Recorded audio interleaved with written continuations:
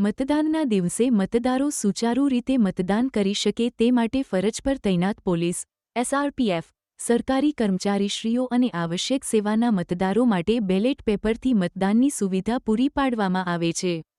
ભુજમાં આરડી વરસાણી સ્કૂલ ખાતે facilitation centre ઊભું કરવામાં આવ્યું છે. ઉલ્લેખનીય છે કે કચ્છના તમામ 6 વિધાનસભા મત વિસ્તારમાં પોલીસ, એસઆરપીએફ, સરકારી કર્મચારીશ્રીઓ અને આવશ્યક સેવાના મતદારો આજ તારીખ 2 મે 24થી તારીખ 4 મે 24 સુધી બેલેટ પેપરના માધ્યમથી મતદાન કરશે. પોસ્ટલ બેલેટથી મત આપી પોતાના મતાધિકારનો ઉપયોગ કરી લોકશાહીની પવિત્ર અને નૈતિક ફરજ પોલીસ, એસઆરપીએફ, સરકારી કર્મચારીશ્રીઓ અને આવશ્યક સેવાના મતદારોએ નિભાવી હતી. ગેજેટેડ અધિકારીશ્રીઓની હાજરીમાં ચુસ્ત પોલીસ બંદોબસ્ત વચ્ચે બેલેટ પેપરથી મતદાનની પ્રક્રિયા સમગ્ર જિલ્લામાં યોજવામાં આવી રહી છે. ભુજ સહિત તમામ ફેસિલિટેશન સેન્ટર ખાતે સવારથી મતદાન પ્રક્રિયા યોજવામાં આવી હતી. પોલીસ, એસઆરપીએફ, સરકારી કર્મચારીશ્રીઓ અને આવશ્યક સેવાના મતદારોમાં બેલેટથી મતદાનને લઈને અનેરો ઉત્સાહ જોવા મળ્યો હતો.